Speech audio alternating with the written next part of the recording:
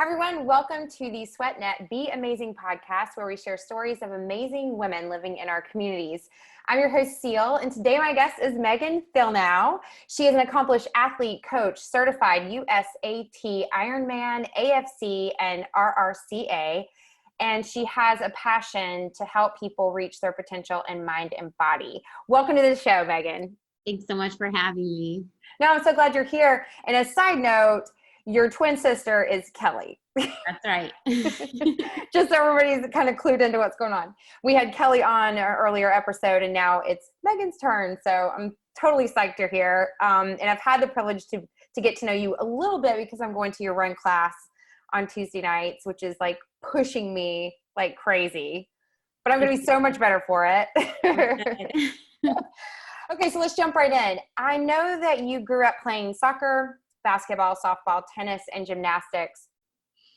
Do you believe that playing all of those sports, is that what helped you become a Division I college tennis player? Yeah, I think playing all the different sports really prepared me to play college tennis because I just had a really wide range of skill sets. Like I learned strength from gymnastics, endurance from soccer. I had to learn like fast twitch, muscle development. I had the slow twitch muscle development, and I learned like hand-eye coordination from softball and basketball, and just playing a bunch of team sports. It was priceless because it taught me a lot about how to be a good teammate and how to be selfless, on the field or on the court, and yeah, just how to handle pressure. So I think all those sports really prepared me to play a sport in college. But I mean, there were definitely some disadvantages of not having a single sport focus. That's a big trend nowadays. But I mean, for instance, I just didn't have the picturesque tennis technique. Like my serve was not, I was embarrassed by what my serve looked like. And I think one of the reasons was I just didn't grow up playing tennis from an early age. Like I started playing tennis a little later in life compared to a lot of my competition. But at the same time, I wouldn't change that because I think the positive effects of that definitely outweighed some of the negative effects. I went to Hilton Head to train at Vandermeer Tennis Academy in high school. So I did start focusing when I was about 14. So I think those 4 years were pivotal and everything. But yeah, I think the reason why I got to the level I did in tennis was not because of my form and strokes. It was just because of my athleticism.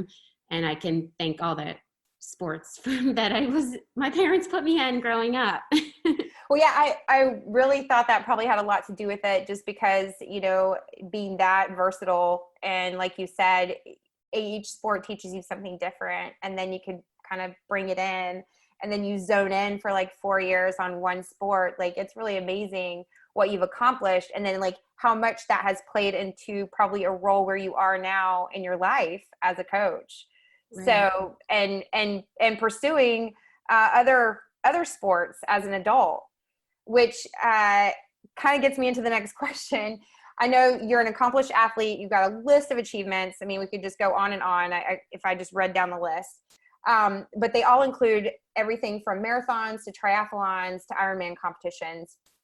When did you get started on all of that? So when tennis was done, when you were finished there, when did this other, pick up for you? So after tennis was done, after I finished my college experience, I went straight to grad school, and I was in an intense internship all day. And then I had a 45 to 60-minute break, and then I had to go straight to class. And so it was just such an intense schedule. I was like, I need to exercise and relieve stress. So I would just run for efficiency. And I just really fell in love with running. But then it was my first year of teaching. I was like, I want to have a purpose behind this running. I don't want to just run to run. And so, being a competitive person, I guess, I decided to challenge myself to do marathons, which is just kind of ridiculous because the most I ran like growing up was 20 minutes. I thought 20 minutes was a crazy long run. So it's just funny how your mind can shift. And yeah, then I just loved running. And so I did a bunch of marathons and half marathons. And I think I hit like 7 to 8 straight marathon PRs and hit my goal of going sub 3. And then I was like, I want a new challenge. And then I bought a road bike and tried to learn how to swim and did my first triathlon. And then, yeah, so that's how it all got started. Yeah, that's so cool. Well, and I think you're right. Like if you've competed in anything, or I guess grown up as an athlete or played a sport at any time, that never goes away. Like it never disappears. So you need to find an outlet for it. And it sounds like you found more than one. But out of all of these, what is your favorite? So like out of a marathon, a triathlon, and the Ironman, like which one of those is like a favorite for you? That's a great question. I would say I do love the Ironman, which is a crazy event. It's 2.4 miles swim, 112-mile bike, and then a marathon at the end. I just love it because it's so challenging, and just the journey is great and hard, and you learn so much about just how to overcome adversity and everything. But I would actually say I probably would pick marathons over triathlons, just because triathlon honestly can be very stressful there's just a lot to do and manage with the bike mechanical stuff. But I feel like right now I am continuing to improve in triathlon. And so I want to keep doing triathlon until I kind of reach my peak. And then I see myself going back to marathons. But for right now, I really do love the multi-sport and all that. And it's just hard to dabble in both, like running and triathlon. Like I'll start my season with a half marathon, but that's because over the winter I'm out of shape, and that's just a good, easy goal to kind of just put something on the calendar and just start getting specific, like more into training instead of just exercising. But I would say, yeah, I just would probably say the marathon. I think that would surprise my sister because she does not like marathon. I think that's interesting because I kind of almost assumed that it was, that it would be, the triathlon or the Ironman at first. Yeah. I know but I did, I have, like I told you, I did go back and like read some articles that were written about you, and it said where you loved running. And so, so that really kind of goes along with what they had already written. So that's really neat to hear that straight from you. So you already kind of spoke to this, but you went to school, of course, on tennis scholarship, and then, but you studied to be an elementary teacher. And so you were an elementary teacher for 8 years, and now you're coaching full-time with your sister and helping others. Like all goes along with your passion of helping others with their fitness goals. But why did you make the switch? Like, what was it for you that like you were ready to switch gears? And then what's it like coaching adults versus children? Yeah, so I guess ever since I was a little girl, I always thought I was going to be a teacher. I had this remarkable 3rd grade teacher, and she just inspired me. And so I, from that young age, was like, I want to be a teacher and inspire young people. And so that's what I did for a while. And I just loved designing lesson plans, differentiating instruction. I love my sweet children. They were adorable, and just, they're just such a great age in 3rd grade. They're just little sponges. And it was just great. But I think I was getting burned out with a lot of the politics behind teaching. And so my sister, she just started her own company when she became a professional triathlete, and she kept asking me to join her. And I kept saying no, because I really like structure and stability. And she started her own business, and lots of businesses fail. So it's not like I didn't believe in her, but I was just hesitant, and I didn't know if I'd be a good coach. And so one summer I was just dabbling in it, and I just kind of mirrored her and just watched her and started researching and taking certifications. And I really, then actually the end of the summer, I quit teaching and went full time into coaching, and I haven't looked back since, and I've loved it. And it's just neat how so much of what I loved about teaching, it can be intertwined into coaching, and there are a lot of similarities. I know there's a lot of similarities, but there's still differences just from an age point of view. Yes, so that was actually something I was very intimidated with, to start coaching adults and working with adults, because even one year I taught middle school and high school, and I seriously wanted to cry every day. And so I was not sure I could handle adults, but I ended up, going full on, and I absolutely loved it. And it was actually a natural transition. And the thing I love about adults is you can have real conversations and just, it's more like a partnership. And I love getting feedback from my athletes, and I'm not like a dictator type of coach at all. So yeah, it works really well. And I'm just a compassionate type of person. I like learning about other people. So I think that's been a fun part about my job, and just learning how each of my athletes, like how their mind works and just what is best for them. And so I think it's just neat, because like everyone's kind of like a little puzzle to try to figure out. And yeah, it was actually a better transition than what I thought I would. I don't cry every night like I did when I was still teaching middle school, high school. Yeah, well, and I think too, you have people that as adults, for us to show up on Tuesday night at 6:00 at the park, Right. so y'all can tell us to run. I mean, people that are coming, like they come because they have a desire to do something or to achieve something, and they're looking for someone to help them. And so I think it's tremendous what y'all are doing, and just a little bit of exposure I've had to it. Like it's changing me. So like I have mad appreciation for what you do, and the way you both do it in such a humble way. Like it's with humility, and at the same time, it's very powerful. It's like a quiet strength. That's the way I know to describe you. You're like a quiet strength, like, like just run that one more time. You don't have you're not like, screaming at anybody or telling us, like, none of that. It's just Right. such a quiet strength about you. And so I have great appreciation for that. And I know that all the adults, I'm sure, would say the same thing. So you're definitely doing what you're supposed to be doing, for sure. I appreciate that. Yeah. So this will roll into the question of, if there is someone that is thinking about doing a triathlon, but like, let's say the only experience they have is running. Does it, does age matter when, if somebody, like, let's say somebody their mid 40s wants to try to do this, does age matter?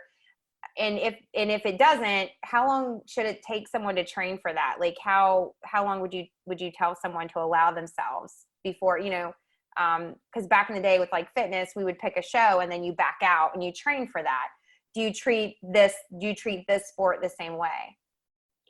Right. So I would say, I think it's great for people like a runner, for instance, that maybe they're getting bored running and they want a new challenge, and they might think, well, I don't really know how to swim or bike. I mean, I think it all go for it. And it's good to do things that are a little bit uncomfortable. And there's just, especially when you have that like athleticism, you can definitely pick it up. And there's ways to pick up a new sport, whether it's starting with spin classes or cycle classes, or if you have access to a bike and buying a bike trainer where you can put your bike on so you feel safe and all that. So I think those are all great tools to get started, and just like getting in a nice community is very helpful and everything. And just, and I would say age definitely doesn't matter when you start. Like for instance, my sister has an athlete out of Minnesota who started triathlon at age 70.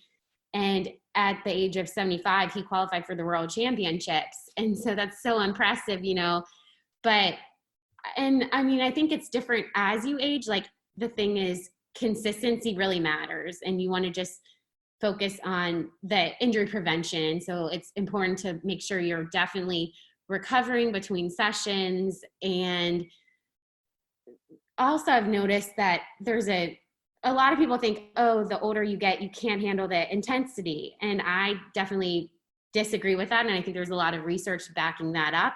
I mean, they've even done a study with comparing like 6 months of aerobic based type of training and then 6 months of high intensity training, and the VO2 max, really increased. And this is with people in their 60s.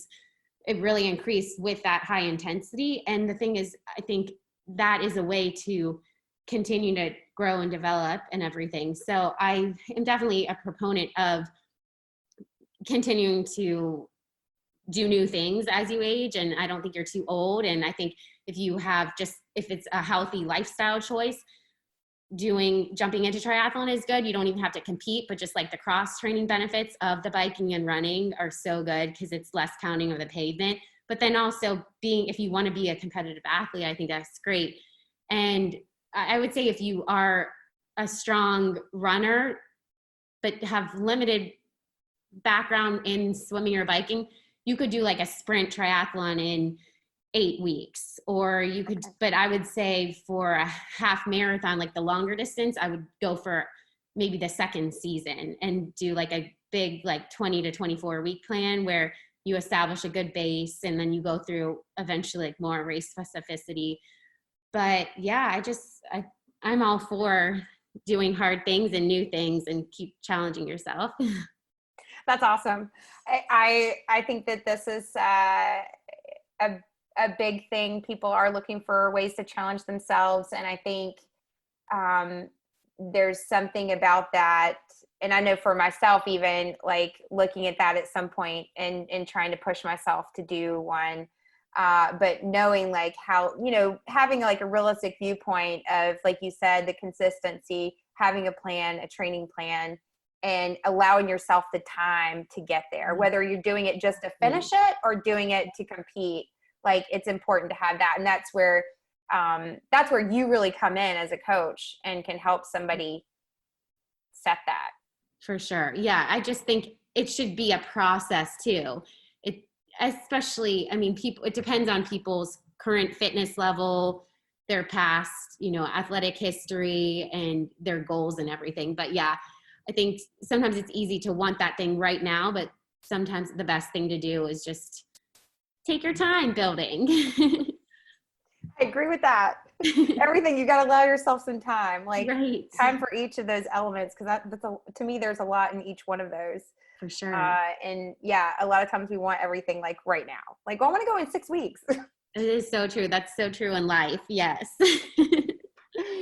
Okay. So you're a twin, you and Kelly are twins, and you went to school together. You played tennis. Like you all are very competitive growing up as far as from the sports side. And I'm just curious because I asked Kelly the same type of question, but did you ever struggle with self-confidence or desire to have your own identity? Yeah, I would say my parents did an excellent job kind of helping us to be our own individuals growing up. And so that was great, but it was very challenging for me personally from societal pressures because Kelly kind of was the leader and I feel like I always felt not good enough, and people would ask these questions that you wouldn't believe the kind of questions that people would ask us. And it was just hard, I think, for sure, just what people would say, comparing us all the time. And so I think I really struggled with that growing up. And in college, I went to study abroad in Australia my junior year. And then I think that really helped me just establish my own identity. And then when I went into elementary education, that's where I think definitely, yeah, just something different than Kelly. And then just growing and becoming wiser and just being confident in just who you are instead of worrying about what other people do and say about the two of us. I think that took some time, but I'm at a very healthy place with that. And I feel like Kelly's always kind of more or less been there, but yeah. And the comparison is hard for, I think, women especially. And then just having a twin, it's just a constant comparison. But yeah, overall, there's so much good about being a twin, but it is actually very hard too. But I would say, and it's just interesting because I feel like one of the limiters I have as an athlete is I have a lack of confidence. And so I think that just stems from childhood when I just like never felt good enough and all that kind of thing. Like, it's just interesting how things kind of are manifested in different ways throughout your life and everything. And even though I think I'm getting healthier with that, it's still probably will always be there. No, the struggle is real, because that's even, and you and I talked about this prior to the podcast, but self-confidence has been something for myself the same way, dealt with the same struggle in that sense of constantly having to prove, like, this drive to, like, well, if I just get to the next thing, or if I just prove this out, or if I can just, and like you said, I think as women, we feel that pressure. Right. So it was important for me to ask you this, because you being a twin takes it to a whole different level when you're talking about comparison and be able to, number one, find your own identity, establish that, and then self-confidence also along with that. So I appreciate you being open about that and sharing it, because I think it's a real thing. And I think we all struggle with that to some point, especially now with social media being so, we can daily scroll, whether it's Instagram or Twitter or Facebook, any of them. And you can easily find yourself quickly, like, oh my gosh, like, I'm not this, I'm not that, So I really appreciate you talking about that. And just to wrap up our conversation, is there anything else, like, on your heart that you would want to share with the listeners?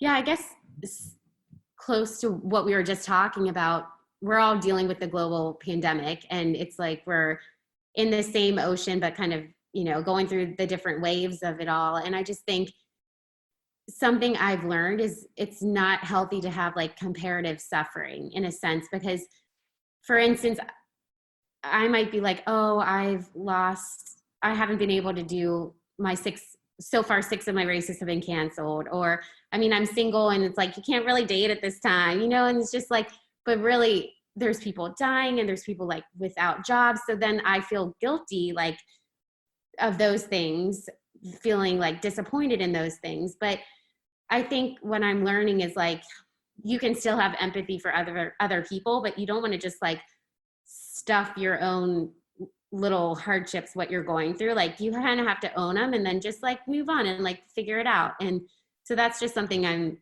learning at this time. And also, just, you have to embrace where you are and make the best out of it. And it's just like, how can we become better through these trials and everything? And think we don't want to just get through them. We want to grow through them and become better. So that's kind of what I'm trying to work on now. Because that's really what it's all about, is being a little bit better every day. Right. I do have a fun question. Okay. So, what is your jam? So if you are getting serious, like, if you are in full-on training mode and you are in a serious, like, space, like, whether it's right before you go to a race or it's right before a serious training session, do you have a favorite piece of clothing that you wear every time? Is there a song? Is there maybe a quote, or is there a poem? Like, I don't know what it is. Is there something that's, like, your jam? Like, you've got to have this in order to really dive in or be in zone?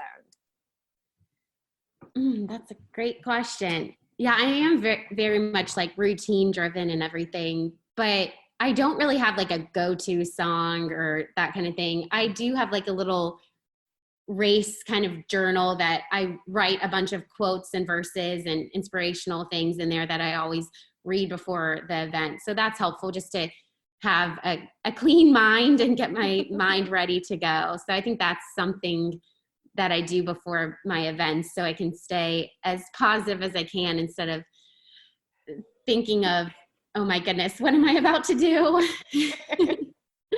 Yeah, I love quotes. Thoughts for the day, like, all of that. Like, I always write on post-it notes and have them up, or index cards, or always looking for things to think on too. So I'm right there with you. Okay, so where can everyone find you on social? So our coaching is called Fillnow Coaching, and that's on Instagram and Facebook and the website. And then my personal Instagram account is Fillnow. Right on. Well, thank you so much for being on the podcast today. I am so glad that you were able to make the time for this. And thank you all for listening and for joining in today to the SweatNet Be Amazing podcast. If you've enjoyed the podcast, like it, share it with your friends, family, whoever you know. You can find more information about the SweatNet on sweatnet.com and on the Instagram at SweatNetCharlotte. You can follow me on Instagram at Cel Smart. Tune in next week for our next episode of SweatNet Be Amazing podcast.